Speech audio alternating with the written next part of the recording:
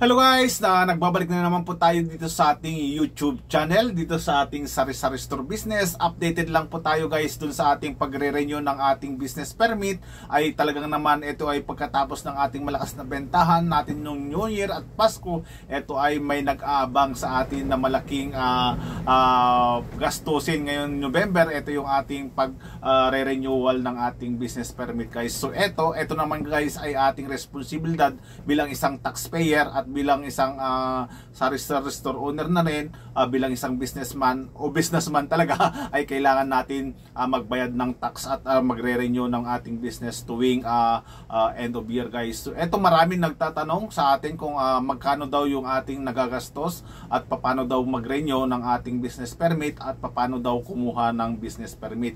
Pero ito guys, bago natin simulan yung ating i-share yung ating karanasan kahapon doon sa ating LGU, doon sa ating BIR, maraming nagtatanong, maliit lang daw yung kanilang tindahan at kailangan pa ba daw ang business permit at ang permit na lang daw nila ay barangay permit at saka DTI lang. So ito, masasabi ko sa inyo guys, ito po kasi ang ating mindset.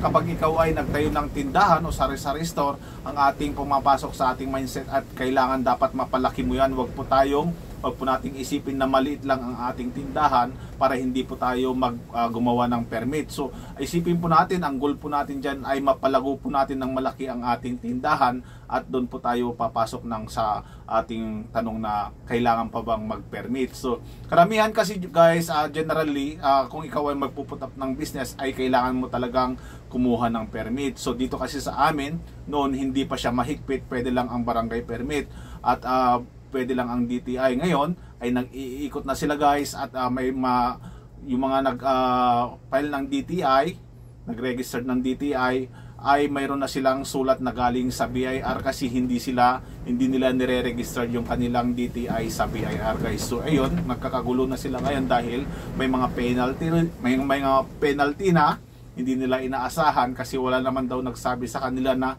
i-register sa BIR yung kanilang DTI. So eto guys, proceed na tayo doon sa ating pagre-renew. Tulad nga sa akin, inagahan ko na para hindi ako makaiwas ako doon sa mahabang pila dahil ang dami po talagang pila kapag ikaw ay medyo malilate na ng konti, makasabayan mo yung mga senior citizen. Kaya nga naman ako ay talagang inagahan ko na. So eto, ano nga ba yung mga requirements na kailangan mo dadalhin doon? Kailangan i-xerox mo na lahat yung mga requirements para hindi ka pabalik-balik, hindi ka mapapaalis doon sa pila.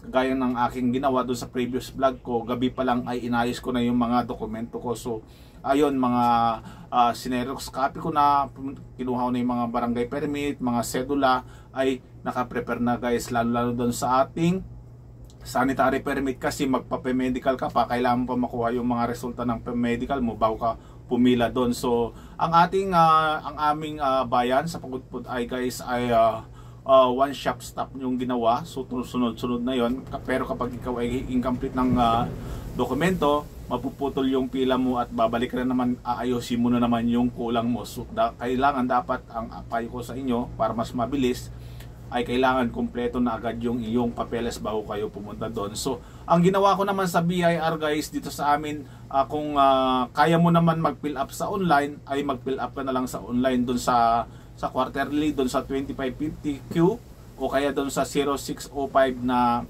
ipapakita mo sa BIR. So sa amin kasi mayroon kami dito shop na printing shop na nag-encode sila, nagpapile sila sa BIR. Doon na lang kami pumipila guys, sila na lang yung mag-encode sa internet, mas mabilis kasi yung halos lahat naman hindi marunong mag-encode, mag-input doon sa link ng BIR. Kaya doon na lang kami, magbabayad na lang kami ng 100 pesos guys. So makikita nyo dito sa video ko mamaya, ipapakita ko yung actual na papile ko dun sa BIR. Tapos pagkatapos ko ng BIR guys ay pumila na ako dun sa loob ng aming municipality. Makikita mo napaka-smooth. Ma'am, birthday na. Birthday mo daw. Ay, August 26, 1973.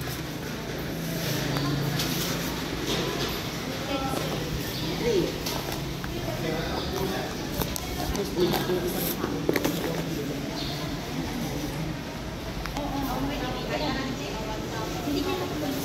So tapos na tayo guys, punta na tayo sa BIR sa ating municipality. Kukuha na tayo ng pipila na tayo doon dahil maaga tayo at umuulan pa, kaya punta tayo doon sa ating municipality.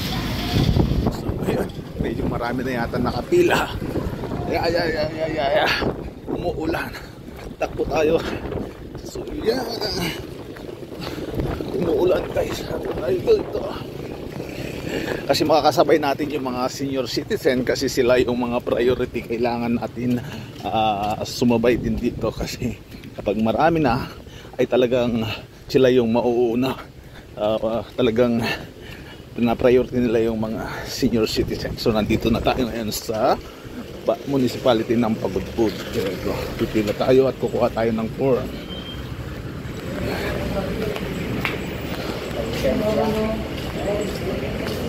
So dito na, kukuha tayo ng business form. Meron na tayong requirements na binigay dito guys. Yan yung ating priniper kagabi. Ayan, yung ating people upan. Kailangan talaga yung SSS, pag-ibig. Yan ang ating kailangan.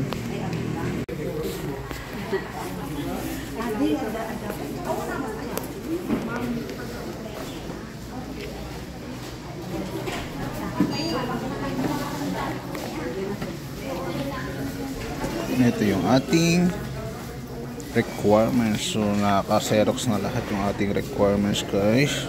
Tayo ay sumunod na sa pila. Yan.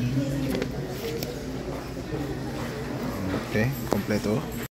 So ayun mga kasari, natapos din natin ang ating pagre-renew sa ating business permit. So ang tanong, magkano ba ang ating nagagastos dun sa buong pagre-renew natin? So napaka-smooth po guys, napakabilis po ang ating pagre-renew. So eto na, magsimula dun sa aking nagastos hanggang dun sa natapos ay halos isang buwan ang kinita ko sa tindahan ay napunta po doon guys, at ato umabot po siya ng 8,500 po yung ating binayaran doon sa ating lahat-lahat ng ating permit pagre-renewal guys. So kasi may nagbayad din ako doon sa BFP, doon sa Fire Protective, at kailangan magbabayad ako ng 500 certificate sa kanila. So ayun guys, at napaka dali din, hindi ako inabot ng 9 o'clock. Ang bilis talaga ng proseso doon.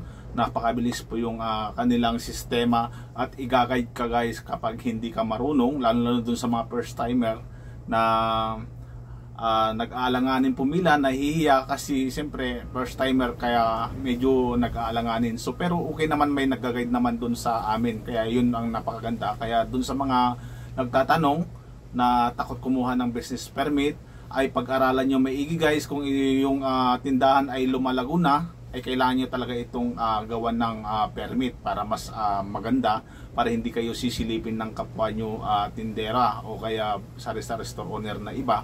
So ayun ang may papayo ko sa inyo, kailangan ay magkaroon din kayo ng sariling permit, makakuha kayo ng permit. So ayun, marami po ang natatax map dito ngayon sa amin kasi naghigpitan na po. Before bago dumating tong taon 2024, nag-ikot na yung mga LGU sa amin, lahat ng mga sari-sari store, sinabihan na nila na kumuha na sila ng permit para hindi sila magka-penalty ng malaki. Kasi kung 3 taon ka na yan, 3 taon na yung DTI mo, tapos hindi mo pa nire-register dyan guys, ay malaki-laki na po yung mga penalty mo dyan. So kumonsulta na lang po kayo dyan sa BIR kung ano yung mga dapat nyong gawin pagka ganun po ang nangyari. So yun muna ang ating latest updated guys.